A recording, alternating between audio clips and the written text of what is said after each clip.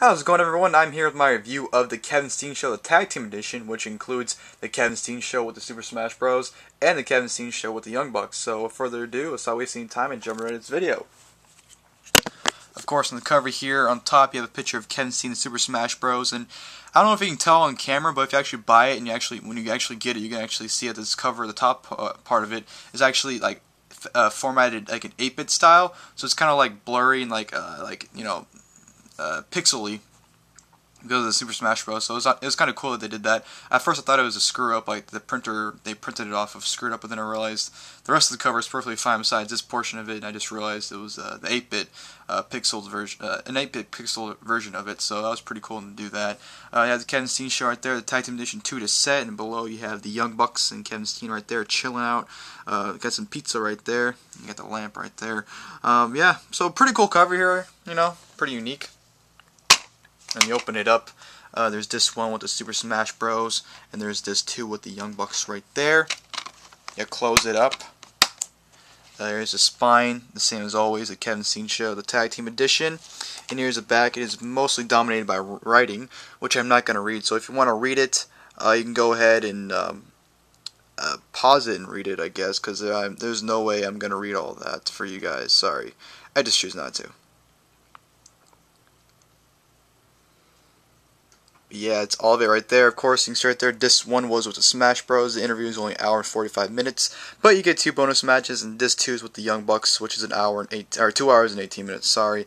And just the interviews on this 2, you don't get any Young Buck matches on there. But yeah, this Kevin Steen Show, I thought both these were actually really well done. I thought you got different aspects out of both shows. I thought the first one with the Smash Bros was very entertaining. Not that the Young Bucks one wasn't, but I think the Young Bucks one was more like informative, like more informational than the Smash Bros one. So I definitely think you got 2 different interviews, like instead of getting like the same types, like, oh, they're both entertaining, they're both like fun, but like I think with one it's mainly entertaining, like trying to entertain people, while the other one was just, information, getting out stuff you probably didn't know, and just very well it was pretty much the Young Bucks one I thought was like a good interview, and I thought this one was just like, mainly hanging out and having fun. That's what I felt when I was watching these. But yeah, let's go over the Super Smash Bros. Ones first. This one, they didn't really go into detail about the wrestling careers. They actually got more into their personal lives than anything else, I thought. The story with Player Uno's dad being homeless was actually hilarious. You might think I'm an asshole for saying that, but if you watch this and, when you listen to him, how open he is, and, he doesn't care about what people think, because he thinks his dad's a fucking loser anyways, so he's really open about it, and it's actually a pretty funny story about how he ran into his dad once with a Superfied, and a Superfied didn't know that was his dad, and he's basically just like, hey, fuck you, he was telling him to fuck off, and Player Uno's like, that was my dad. Like, it's a very funny story with his dad, and, Superfly has a pretty good story as well about his dad, how his family was like a construction business, and they constructed these houses for people, and they took, I think it was like $200,000 houses, and they built like 2 or 3 of them, and the people that said they're going to buy them didn't buy them, so their family actually had to pay back the bank, so they had to sell everything and move out of the area. And they actually had a funny story with the Hells Angels there, about Superfied's dad and the Hells Angels. And Kevin Steen actually had a funny story as well. So actually, they all had stories with their dads, which was actually pretty entertaining. But yeah, they got in Player Uno, how he got into wrestling, how his first match actually got canceled, and Steen actually replaced him.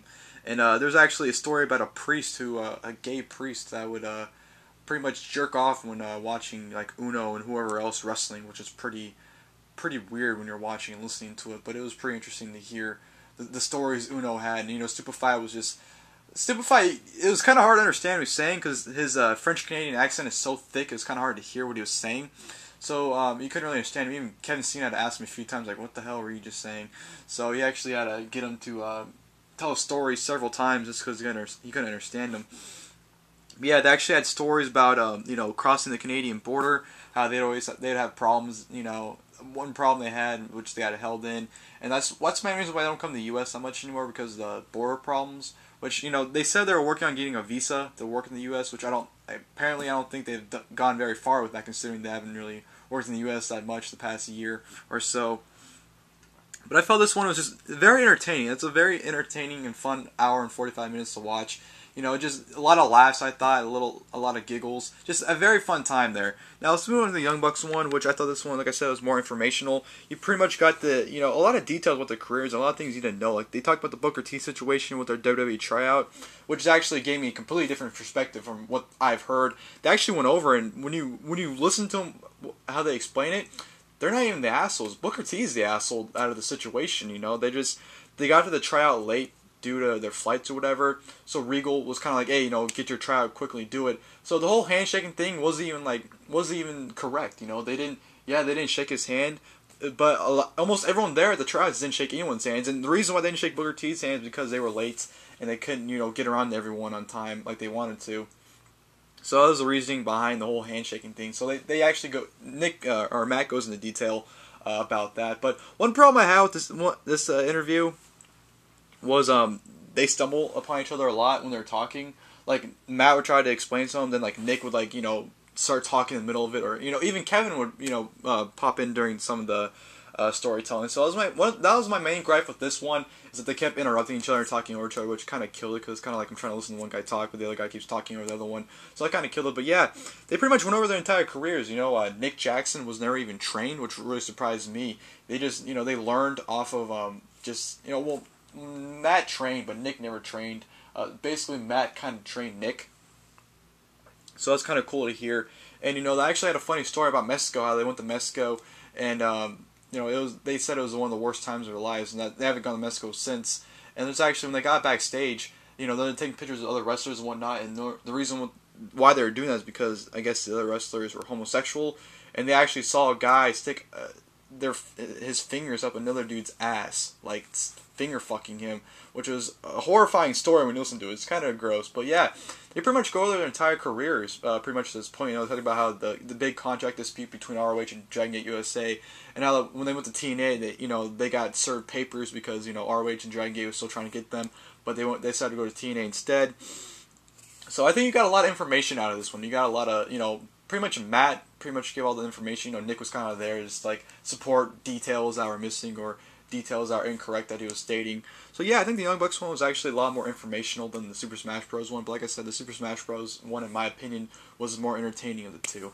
But yeah, definitely pick this up. There's definitely a lot that I didn't say purposely because, you know, I want you guys to go out and buy this, you know, watch it for yourself. I don't want to give away everything because that'd give you no reason basically to go out and buy it. So, as, you know, I try to give details or little, you know, details about the interviews here just to try and get you guys to go out and buy it. So, hopefully it worked. Hopefully you guys go out and buy it or watch it somehow. Maybe you buy the video demand of High Spots, or maybe you're cheap and you download it illegally. I don't know. Hopefully one way or another you guys are able to see this, because to me this is a very, very fun Kevin Steen show.